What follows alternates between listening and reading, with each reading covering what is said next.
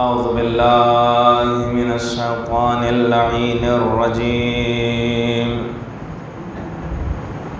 बिस्मिल्लाहिर रहमानिर रहीम। अल्हम्दुलिल्लाहि रब्बिल आलमीन। वस्सलातु वस्सलाम अला सय्यिदिना व शफ़ीइ ज़ुनूबिना व तबीबि नुफूसिना व हबीबि क़ुलूबिना व मौलाना व मौला सग़लैन व जद्दिल हसन वल हुसैन अबिल क़ासिम मुहम्मद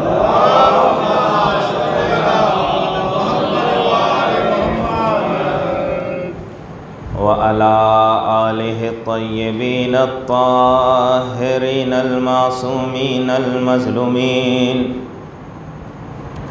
व लअनतुल्लाहि अला अअदाइहिम अजमईन।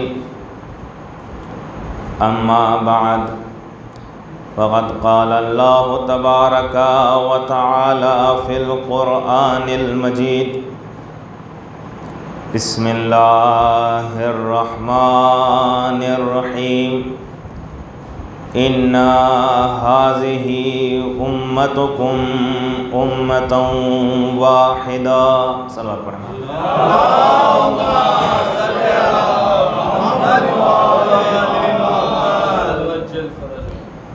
अज़ान मोहतरम, इस अशरे की दूसरी मजलिस जिसका उन्वान हुसैनी मुआशरा,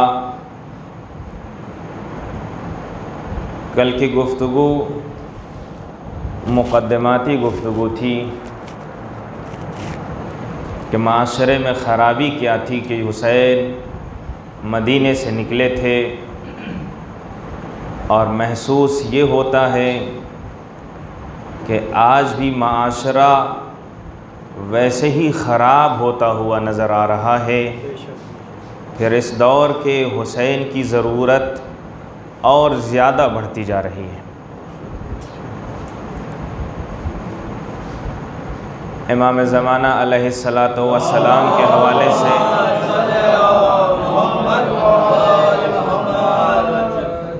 कुछ चीज़ों को मैंने आपके सामने पेश किया है।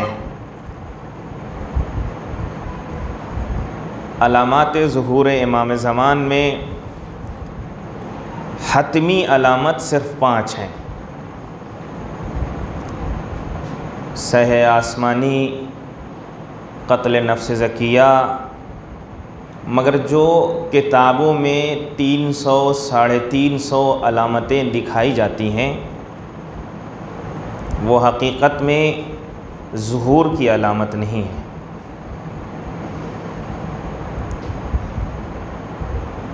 ज़ुहूर की अलामत सिर्फ़ हतमी 5 हैं। मगर जो ये चीन की तरफ से एक अंगारा उठेगा, ये जंग होगी, ऐसे लोग हो जाएंगे, मर्द औरतों का कपड़ा पहनेंगे, औरतें मर्द का कपड़ा पहनेंगी, ये जो चीज़ें हैं ये अलामात में नहीं है। अच्छा, अलामत की जब भी गुफ्तगू होती है तो इसका मतलब कहीं से ये नहीं है कि जब ये होगा तो ज़ुहूर हतमी है। एक सलवात पढ़े मोहम्मद।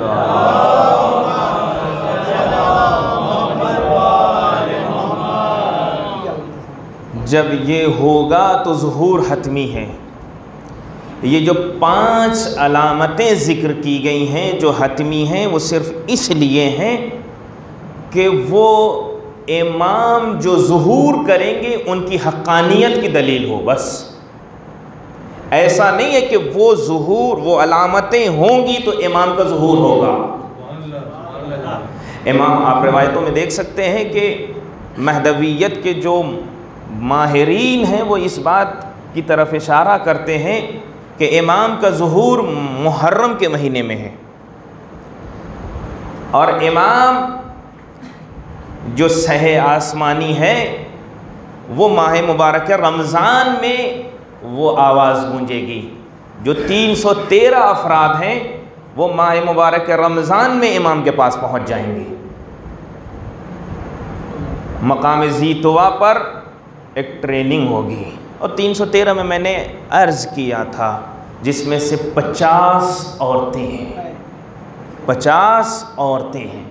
और वो जो नाम भी ज़िक्र किया जाता है उसकी सनद पे भी इश्काल है कि ईरान से इतने लोग होंगे, तो फिर हम तो कहीं नहीं हैं।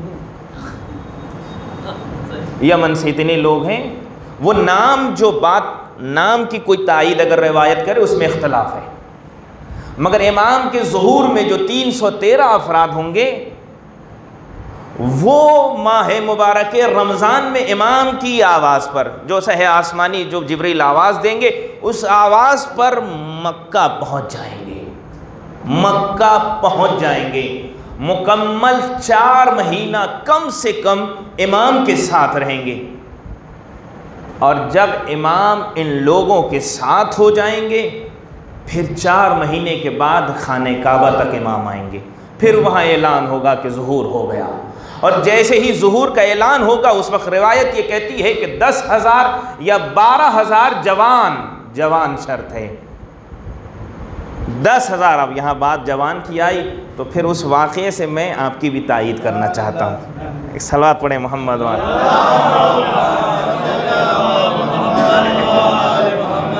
इसलिए कि बात जवान की जब आई तो बूढ़े खुद ब खुद, ऐसा कुछ नहीं है।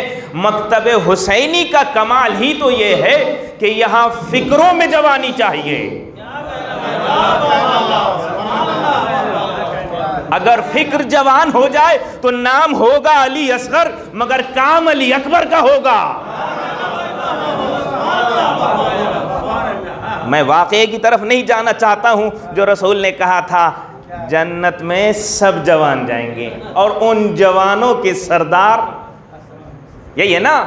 पूछने वाले ने एक बूढ़े ही ने पूछा था, इसलिए कि उसे अपने जन्नत में जाने के ऊपर शक हो रहा था, मैं तो बूढ़ा जाऊंगा कैसे। रसूल ने कहा हौज़े कौसर पे जो भी नहा के निकलेगा वो जाएगा बूढ़ा, मगर नहा के निकलेगा जवान।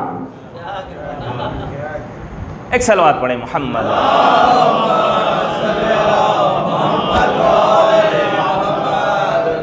10,000 या 12,000 जवान इमाम की हाथों पे बैयत करेंगे, और जब बैयत होगी उस वक्त इमाम क़याम की तरफ बढ़ेंगे। और बहुत आसानी से हम सुन लेते हैं, हम समझते हैं इमाम का ज़ुहूर जब होगा तो मोजज़े की जंग होगी, एक तलवार चलेगी, इसलिए कि हमने सिर्फ अहले बैत को मोजज़े और दूसरे एतबार से पहचाना है, मोजज़े से जंग नहीं होने वाली।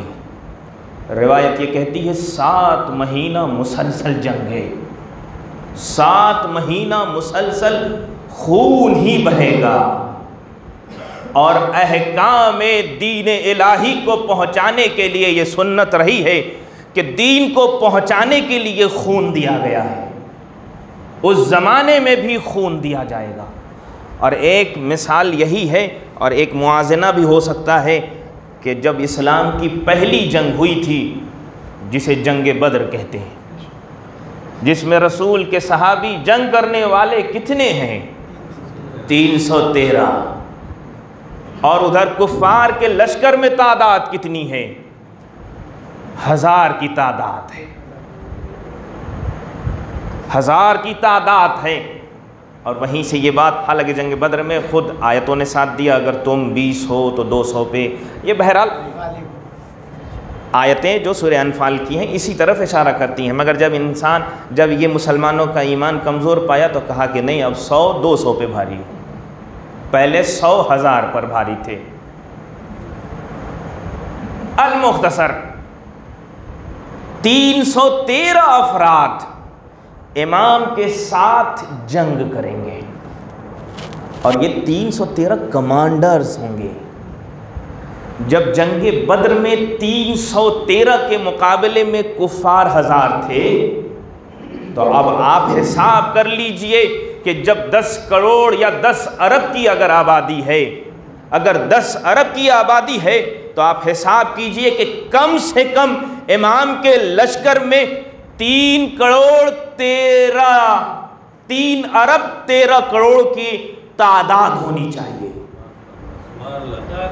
मैं जो ये बहस छेड़ रहा हूँ ऐसा नहीं बहुत आसानी से, इसको मैंने 72 घंटों में पहले हज़म किया है पूरे सिलेबस को, और इत्तेफाक से इससे पहले महदवियत को मैंने सुना नहीं था, पढ़ा नहीं था, मगर इस साल 15 शाबान से जब ये महदवियत का दर्स मिला है तो उसके बाद से अब इमाम ज़मान को देखने का एंगल बदल गया। अब ये महसूस होता है कि इमाम हर वक्त ज़िंदा हैं।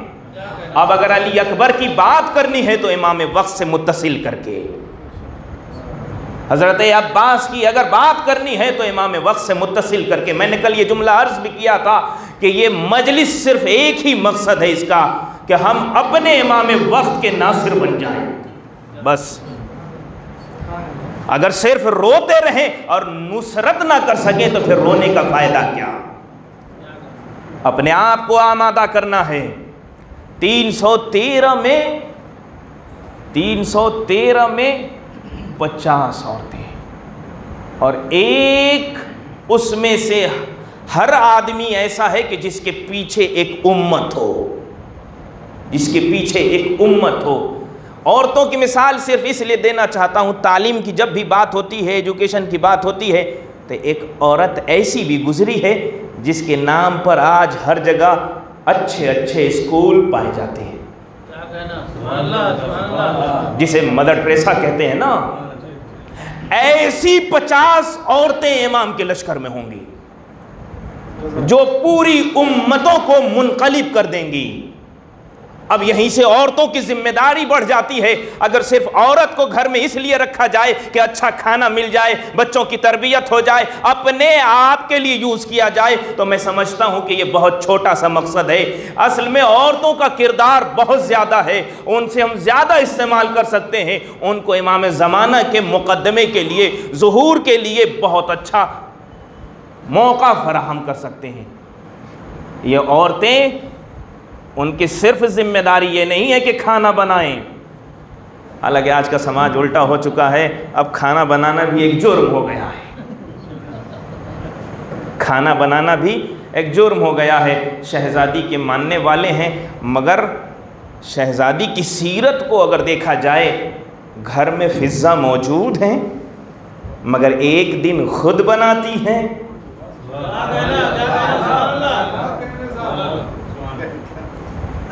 एक दिन खुद बनाती हैं और दूसरे दिन फ़िज़्ज़ा से बनवाती हैं। इसका मतलब यह है कि शहज़ादी की सीरत पे अगर अमल करना है तो अपने शौहर को खुश करने के लिए हर वो काम करो जिससे खुदा भी राज़ी हो जाए और शौहर भी राज़ी हो जाए। और दूसरी तरफ ये तो हमारी बात थी। रिवायत ये बताती है कि वो औरतें जो शौहर की तरफ से मज़लूम हैं, सताई जाती हैं, और इत्तेफाक से जिस माशरे में हम ज़िंदगी बसर कर रहे हैं उस माशरे में औरत को ग़ुलाम के अलावा कुछ नहीं समझा गया, कनीज़ के अलावा कुछ नहीं समझा गया। जब भी बात होती है तो हम अपने रोब से उसे दबा देते हैं, हम जब चाहते हैं उसे डांट देते हैं। हल्का सा नमक ज़्यादा हो गया, ख़ानदान उसका हमने खंगाल दिया। हल्का सा अगर, इसलिए हदीस में है कि मोमिन और मुनाफिक की पहचान क्या है।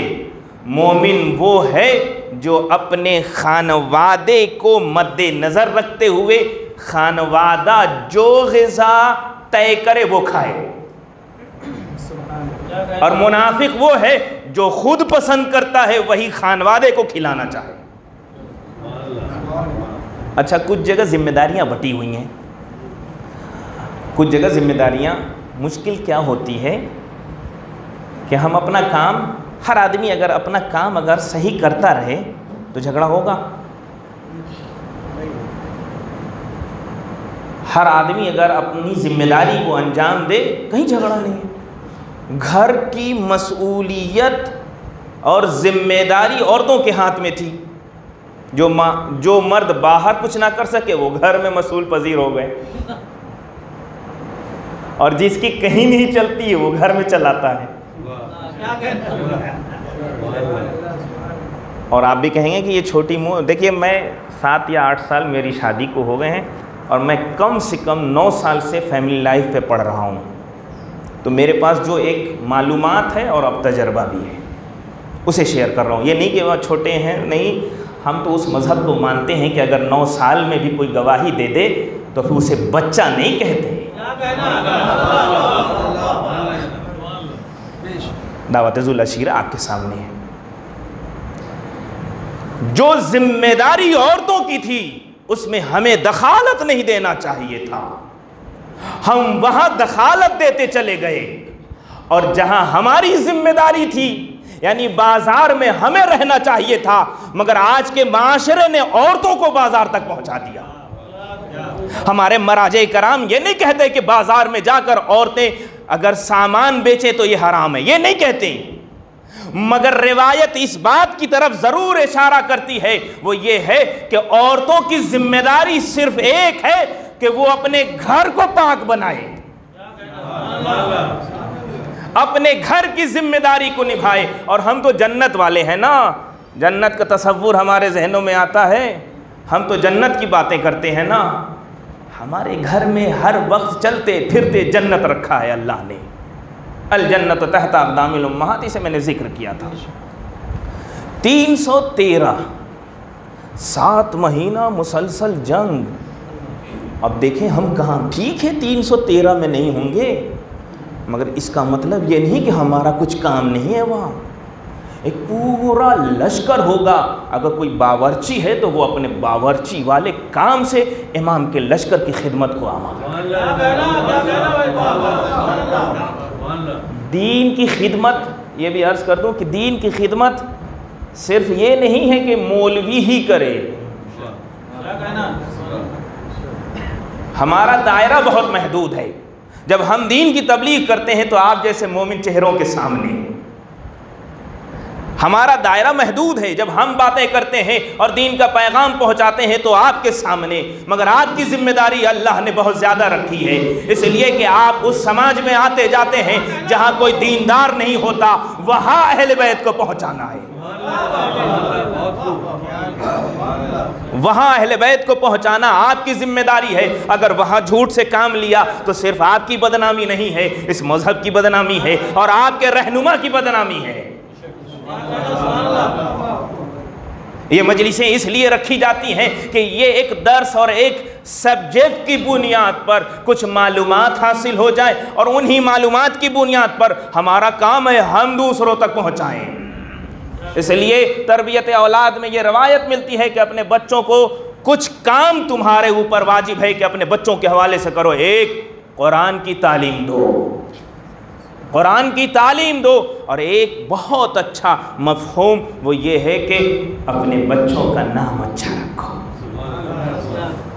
अपने बच्चों का नाम अच्छा रखो। अब हम अपने माशरे में देखें, मैं किसी का नाम लेने में भी अब डरूंगा। यहाँ बताइए सीरियल पे नाम रखे जा रहे हैं, पता नहीं, कहते हैं मौलाना फ़ोन करके मौलाना से ऐसा नाम बताइए जो किसी का ना हो, यूनिक हो।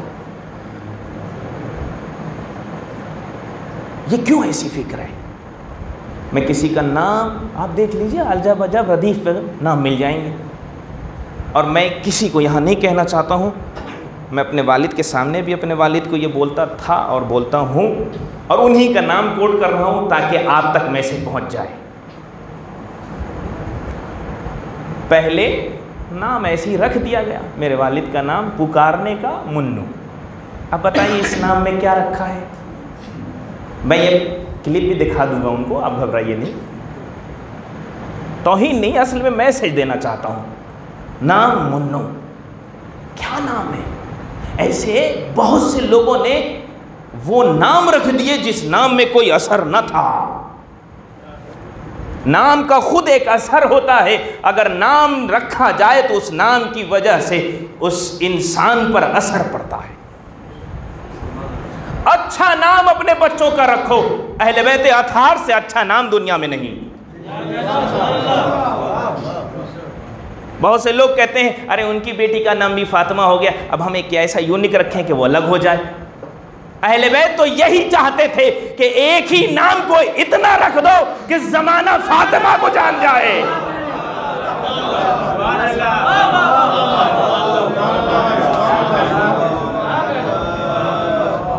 एक सलवात पढ़े मोहम्मद।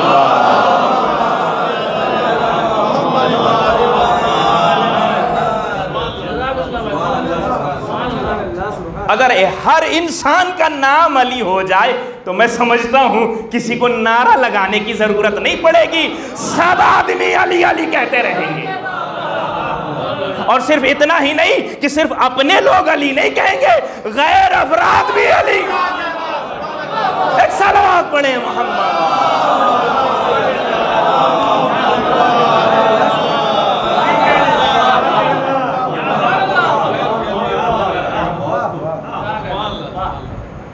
अपने बच्चों का नाम अहले बैत के नाम पर रखो, इसलिए कि उनसे अच्छा नाम। और जो अदब की गुफ्तगू की गई है वो ये है कि अगर फातिमा नाम रखोगे तो कभी उससे बदतमीजी से बात ना करोगे।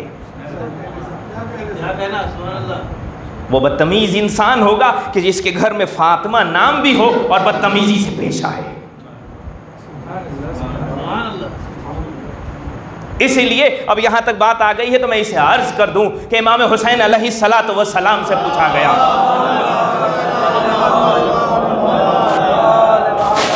आप बहुत गौर से सुन रहे हैं तो मैं बातों को पहुंचा रहा हूं। एक सलवात पढ़े मोहम्मद वाला।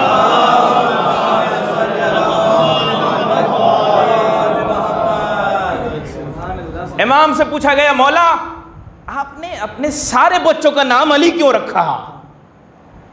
शायद इस जवाब पे आप अंदर से खुशी महसूस करेंगे कि इमाम क्या जवाब देना चाह रहे हैं। मौला आपने सारे बेटों का नाम अली क्यों रखा? अली औसत, अली अकबर, अली असगर, क्यों नाम अली रखा? और अपनी सारी बेटियों का नाम फातिमा सुगरा, फातिमा कुबरा, फातिमा क्यों रखा?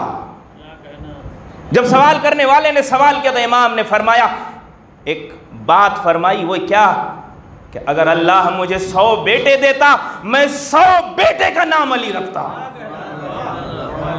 और अगर 100 बेटियां खुदा मुझे देता तो मैं सारी बेटियों का नाम फातिमा रखता। मौला रखने की वजह क्या है? इमाम फरमाते हैं कि इसलिए मैंने अपने बेटों का नाम अली रखा, अपनी बेटियों का नाम फातिमा रखा। जिस जमाने में मेरे बाबा के नाम को मिटाया जा रहा था उस वक्त मैं अपने बेटों का नाम अली रखकर अपने बाबा को जिंदा करूं। एक सलावत पढ़े।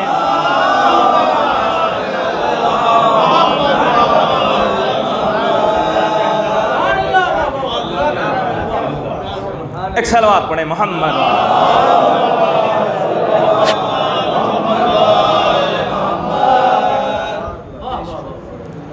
इसलिए अब हौसला मिल रहा है, अपने बच्चों का नाम अच्छा रखे। अगर कुछ न कर सके तो सिर्फ दीन पे यही एक एहसान कीजिए कि अपने बच्चों का नाम अच्छा रख दे, इसलिए कि इसी नाम से न जाने कहाँ कहाँ पुकारा जाएगा। अगर स्कूल में किसी ने नाम लिया हाजिरी लगाने के लिए, हो सकता है एक दिन उसके जहन में ये बात क्लिक कर जाए, अली कौन थे। आप जिस ऑफिस में काम कर रहे हो वहां अगर किसी गैर मुस्लिम की जबान पर अगर अली आ रहा है तो शायद हो सकता है कि हमारे एक नाम को अच्छा रखने की वजह से किसी की हिदायत इसी में हो। तो एक नाम हम अच्छा रखें। बात यहां तक आ गई। अपने बच्चों को, ये जो मजलिस सुन के जा रहे हैं ना बच्चे, उनसे ज़रूर पूछिए आज पढ़ा क्या था मैंने। और जहाँ भी मजलिस में शिरकत कर रहे हैं उनसे ज़रूर पूछिए कि सुना क्या तुमने। अगर याद न रहा तो हर साल सुना जाएगा और फरामोश किया जाएगा, इसका कोई फ़ायदा नहीं। अपने बच्चों से ज़रूर पूछें कि मजलिस में तुमने क्या सीखा, इस मजलिस में कौन सी बात हुई। इस सवाल का फ़ायदा क्या होगा? पहला फ़ायदा ये होगा कि जब कोई बात सुनी जाए और उसे एक मर्तबा ज़बान से कह दिया जाए तो वो याद हो जाता है। पहला फ़ायदा। दूसरा फ़ायदा ये है कि अगर हम मजलिस में ना गए थे, कम से कम वो मतालिब जो मैं ना जाने की वजह से मुझे हासिल नहीं हुए, वो मेरे बेटे के ज़रिए मुझ तक पहुँच जाए।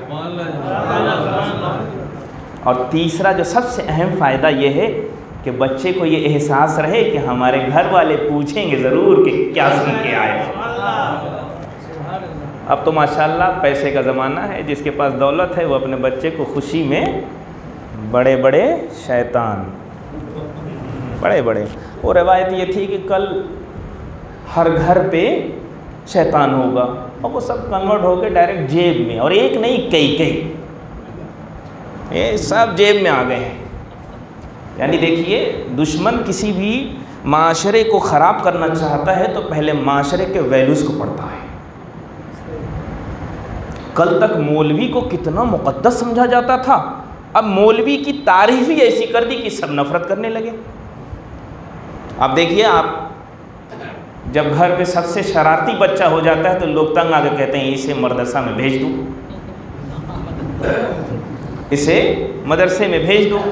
जब रद्दी माल ही मदरसे में जाएगा तो फिर दीन भी रद्दी आएगा।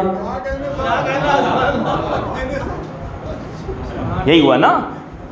आप देखिए, घरों में लोग तंग आके, बहुत खुश नसीब हैं वो वालिदैन जो अपने बड़े बच्चे को दीन की खिदमत में लगा रहे हैं।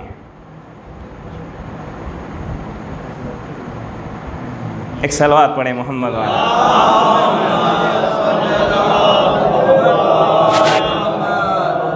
बच्चों को मोबाइल दे दिया जा रहा है।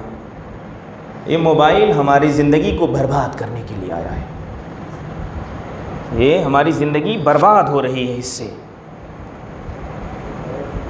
जो वक्त घर में माँ बाप से बात करने के लिए मिलता था, अब वो ख़त्म हो चुका। लोग एक ही बिस्तर पे लेटे हैं और मोबाइल की दुनिया में गुम हैं। खाने पे जो तवज्जो हुआ करती थी अब वो ख़त्म हो चुकी। कहते हैं सेहत नहीं बन रही है, खा तो बहुत है, खा तो बहुत रहे हैं मगर सेहत नहीं बन रही है। क्यों भाई? तवज्जो हट चुकी है। अपने बच्चों को अगर मोबाइल दे रहे हैं तो निगरानी भी हम पर वाजिब है।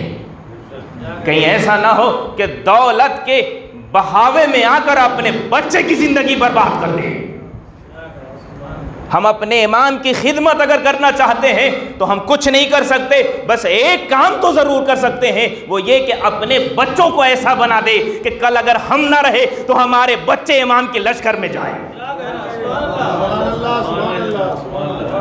कल हमारे बच्चे कम से कम इमाम के लश्कर में जाएं। अपने बच्चों को मोबाइल, कल तक बहुत से गलत चीज़ें जब आती थी तो सब साथ बैठ के देखते थे, फ़ौरन एक दूसरे की हुर्मत का ख्याल करके चैनल चेंज हो जाता था। मगर अब सबको अकेले एक चादर में मोबाइल ने पहुंचा दिया। अब क्या देख रहा है क्या नहीं देख रहा है। आज बच्चों को और जवानों को माँ बाप उनकी सारी ज़रूरतों को माँ बाप पूरा नहीं कर रहे हैं, बल्कि मोबाइल तय कर रहा है कि तुम्हें करना क्या है।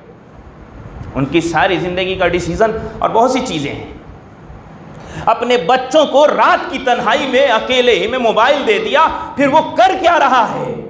घर में रह के भी हमसे दूर हो रहा है। बहुत से लोग ये समझते हैं कि अपने बच्चों के लिए मैंने बहुत अच्छा पैसा खर्च करके एक अच्छे स्कूल में, एक अच्छे कॉलेज में दाखिला करवा दिया, पढ़ाई के लिए भेज दिया। सिर्फ पढ़ाई करवाना कमाल नहीं है, उसके बाद जो चीज़ सीख के आ रहा है उसके ऊपर नज़र भी होनी चाहिए। और माँ बाप अगर ना समझ सके तो फिर वो बहक जाएगा। अब ये तारीख़ से इस बात की दलील क्या है? अपने बच्चों की निगरानी ज़रूर कीजिए। वाक़या आपके सामने सिर्फ अपनी बात की तायीद के लिए इसे आपके सामने पेश करना चाहता हूँ। इमाम हसन अलैहिस्सलातु वस्सलाम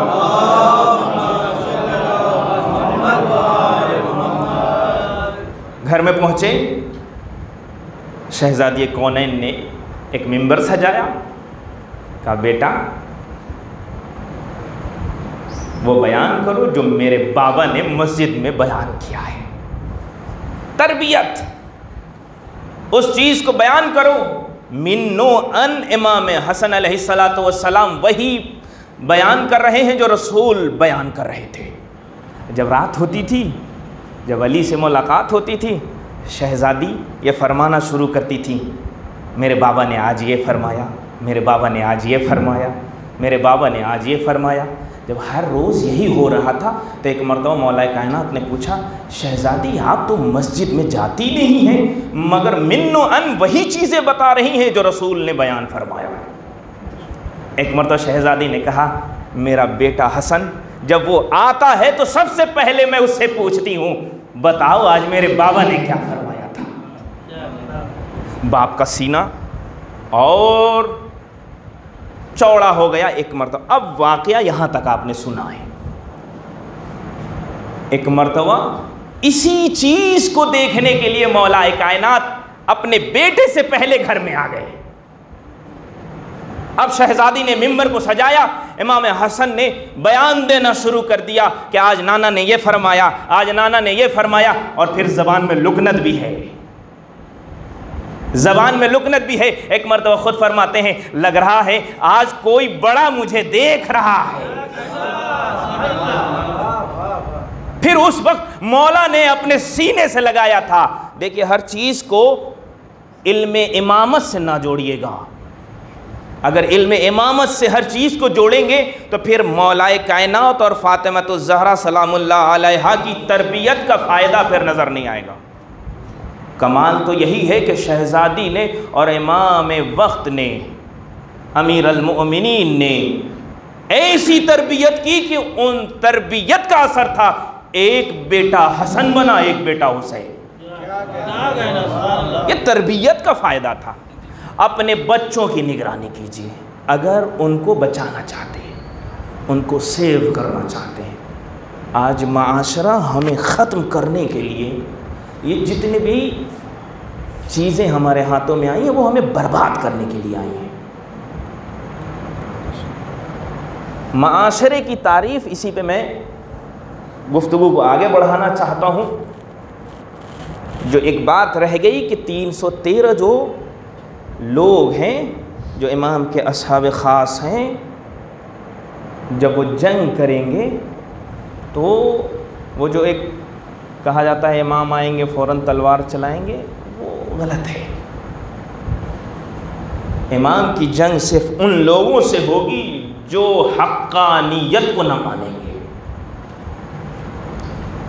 इमाम उन लोगों से जंग करेंगे। मुसलसल 7 महीने की जंग है, उसमें हम और आप अगर ज़िंदा रहे तो हमें भी शरीक होना है। अगर हम इमाम वक्त के लिए कुछ कर सकें तो।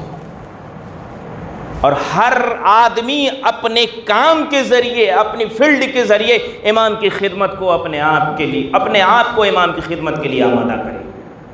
हर फील्ड से।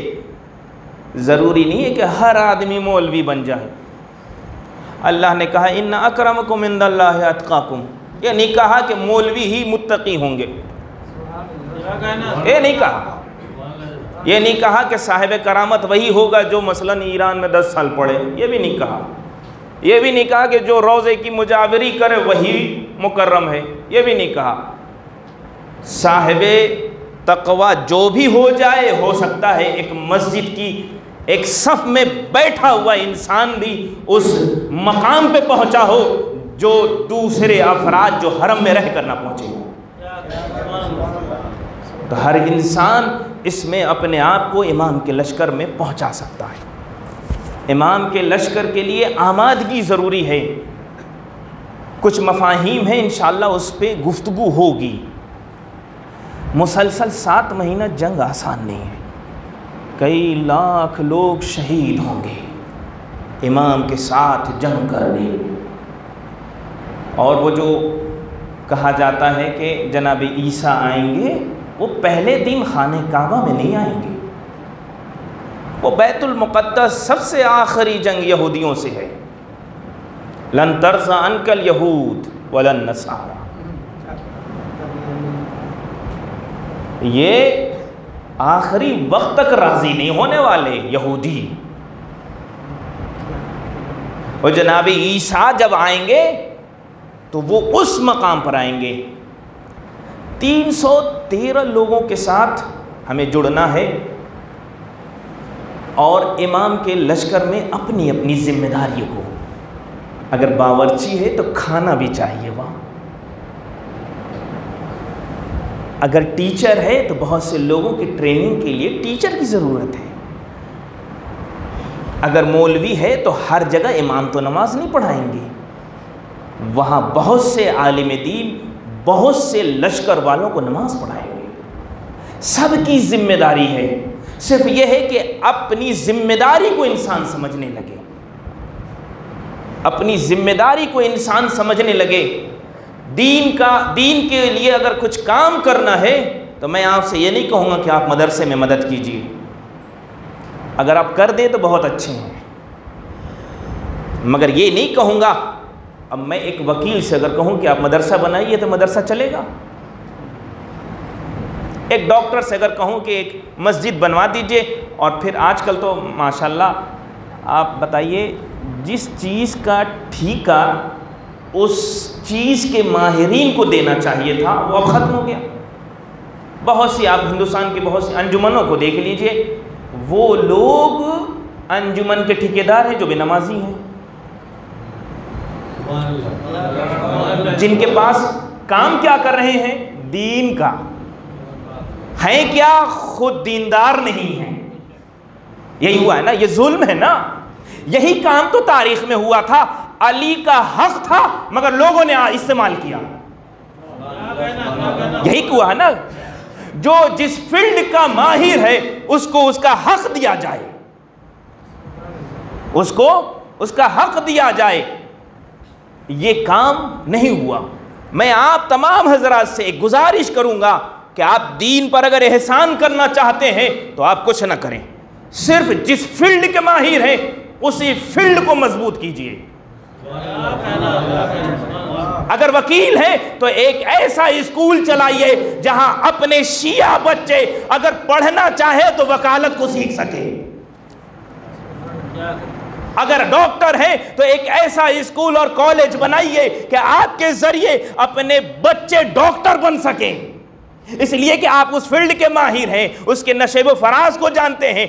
आप मदरसा ना बनाइएगा और ये एक इल्ज़ाम लगाया जाता है, अरे ये मौलवी हैं, इनका काम क्या है, बस आएंगे और दो रकत नमाज पढ़ाएंगे, मस्जिद और मिंबर, इससे ज़्यादा कुछ नहीं। मगर मालूम है ये मेरे इफ्तिखार की बात है कि जो मैंने सीखा है उसको दूसरों तक पहुँचा रहा हूँ।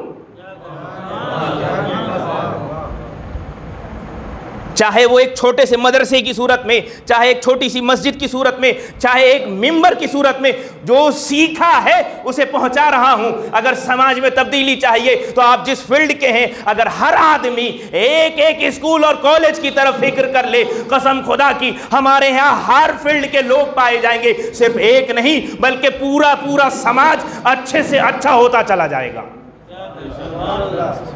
दीन की अगर खिदमत करना चाहते हैं तो जिस फील्ड में आप काम कर रहे हैं उस फील्ड से दीन की मदद कीजिए और कुछ नहीं। और जो काम जिसकी जिम्मेदारी है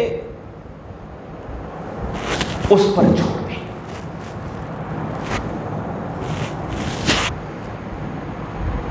माशरा सिर्फ इशारा कर रहा हूँ, इंशाअल्लाह कल इस पे गुफ्तगू होगी।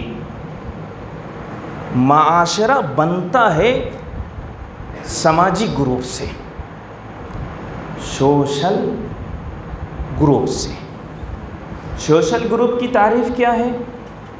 दो या दो से ज़्यादा अफराद एक ऐसे मजमुए में हों कि जो एक दूसरे का साथ दें, मामलात में एक दूसरे का तामुल करें।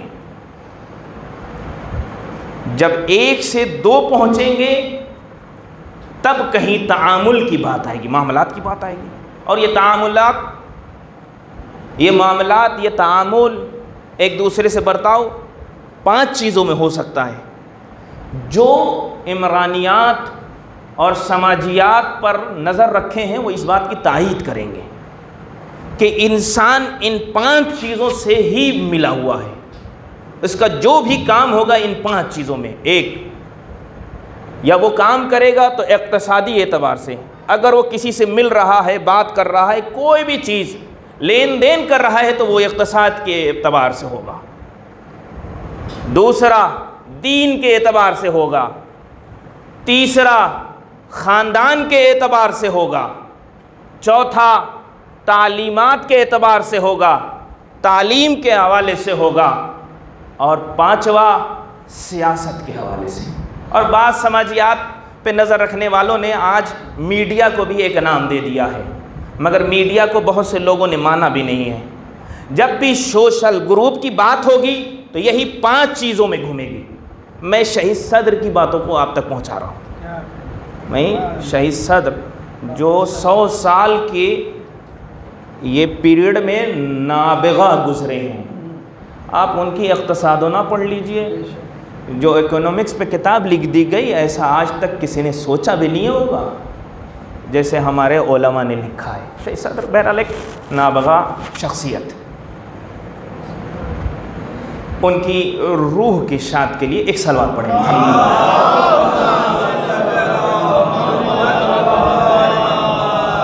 बस मैं बात को यहीं रोक रहा हूँ, इंशाअल्लाह कल इस पे गुफ्तगू होगी। सोशल ग्रुप 2 या 2 से ज़्यादा पर ऐसे अफराद जो जमा हों और एक दूसरे का तामुल करें, एक दूसरे का साथ दें। इसमें ख़ानदान आता है। ख़ानदान यानी हम इसलिए इसका साथ देते हैं कि ख़ानदानी है। जब आप बिजनेस के मैदान में उतरते हैं तो इक़्तिसाद की बुनियाद पर एक दूसरे का साथ देते हैं।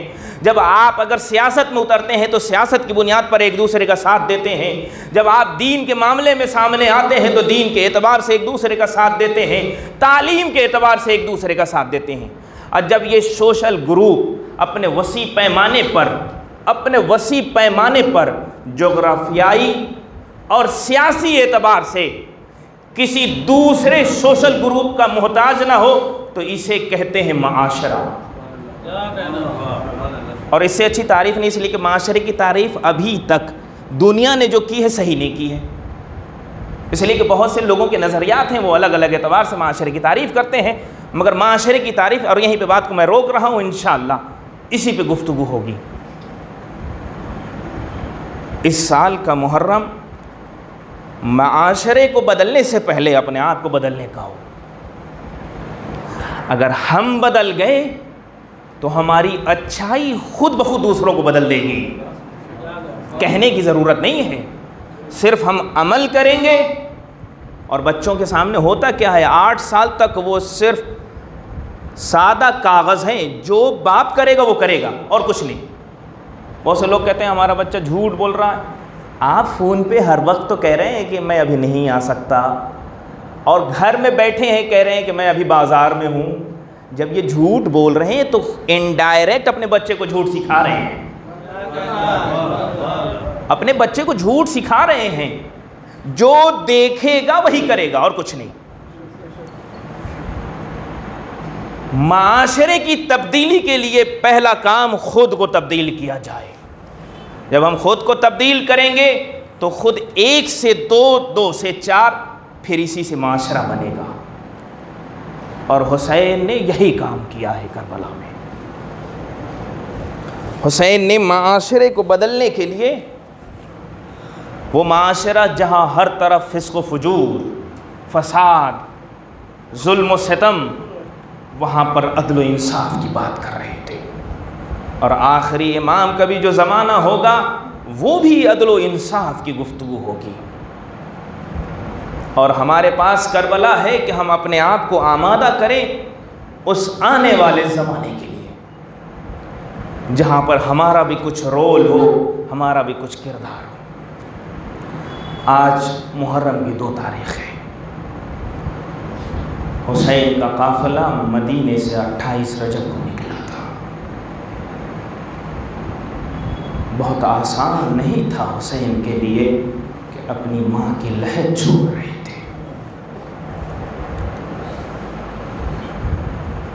अपने नाना का मज़ार छोड़ रहे थे। हम अपनी पूरी ज़िंदगी में एक ही ख्वाहिश रखते हैं कि मक्का की ज़ियारत नसीब हो जाए, मदीने की ज़ियारत नसीब हो जाए, करबला की ज़ियारत नसीब हो जाए, और हुसैन मदीना को छोड़ रहे। वो मदीना जहाँ हुसैन का सब कुछ था। मगर जब 2 मुहर्रम को हुसैन करबला में पहुँचे हैं और जैसे ही रहवार रुका है, ऐसा नहीं है कि हुसैन जानते नहीं थे कि ये करबला की ज़मीन है, बल्कि असहाब को समझाने के लिए, असहाब को बताने के लिए पूछा इस जगह का नाम क्या है। किसी ने कहा शत्तुल फुरात, किसी ने कहा नैनवा, फिर किसी ने कहा कि इसे करबला कहते हैं। हुसैन ने हुक्म दिया कि यहाँ खैमे नस्ब किए जाए, और हुसैन ने एक काम किया है, अपने चाहने वालों को एक पैगाम दिया है।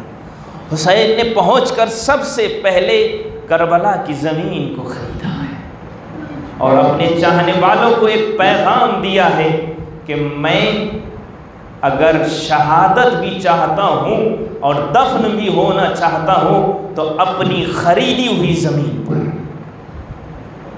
तो तुम अगर मेरे चाहने वाले हो तो कभी मेरी या खुदा की ज़मीन को उस पर गलत नज़र न रखना। जब हुसैन ज़मीन को ख़रीद चुके तो अब बनी असद की तरफ मुखातब हुए हैं और उसके बाद कुछ वसीयतें की हैं। एक वसीयत ये है कि हुसैन का कमाल ये है कि आने वाली नस्लों को भी याद कर रहे हैं। क्या कहा, ए बनी असद के लोगों, कोई भी अगर मेरा ज़ायर आ जाए उसे 3 दिन तक मेहमान बना कर रखना। ये हुसैन का करम है कि हुसैन ने उस माहौल में भी हमें याद रखा। और एक फ़िक्रा वो भी कि सैयद सज्जाद से कहा था जब मदीने पहुंच जाना तो हमारे चाहने वालों को हमारा सलाम पहुंचा देना। और तीसरा फ़िक्रा भी इरशाद फरमाया था कि जब जाना तो ये मेरे चाहने वालों से कह देना कि जब भी ठंडा पानी पीना तो मेरी प्यास को याद कर लेना। अजरुकुम अल्लाह, खुदा किसी गम में ना रुलाए सिवाय गम हुसैन के। एक मर्दों बनी असद की तरफ मुखातब होकर कहते हैं, ए बनी असद के मर्दों, मुझे मालूम है कि मैं यहाँ शहीद किया जाऊँगा। ए बनी असद के मर्दों, तुमसे एक ख्वाहिश है कि जब हम शहीद हो जाए तो हमारे लाशों को दफना देना। हुसैन की तमन्ना और ख्वाहिश है कि हुसैन को दफनाया जाए। अल्लाह अकबर। उसके बाद एक मर्तबा बनी असद की औरतों से मुखातब होके कहते हैं, ए बनी असद की औरतों, अगर तुम्हारे मर्द किसी वजह से ना आ सके तो तुम पानी भरने के बहाने आना और हमारे लाशों को दफन कर देना। हमारे लाशों को दफन कर देना। अल्लाह अकबर। उसके बाद बच्चों से मुखातब होके कहते हैं, ए बनी असद के बच्चों, अरे जब तुम्हारे माँ बाप जब हमें दफन ना कर सके तो तुम खेलते खेलते आना, अरे एक मुट्ठी खाक हमारे लाशों पे डाल देना। अजरुकुम अल्लाह, खुदा किसी गम में न रोलाए सिवाय गम हुसैन के। हाज़ादारो, एक बात तो तय हो गई कि हुसैन की ख्वाहिश थी कि हुसैन को दफन किया जाए। मगर जब 11 मुहर्रम आई, अरे सैयद सज्जाद को गुजारा जाने लगा। ए मौला, ए सैयद सज्जाद, अरे आपके बाबा की ख्वाहिश थी, बनी असद के बच्चों से कहा था मुझे दफन कर देना। एक ही तमन्ना थी कि हुसैन को कोई दफन कर दे। ए मौला, अरे 11 मुहर्रम को आप दफन कर देते।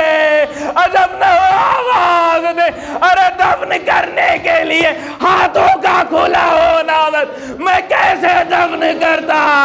मेरे हाथों में हथकड़ी, पैरों में बेड़ियां, गले में खारदार तो इन्ना लिल्लाह व इन्ना इलैहि राजिऊन।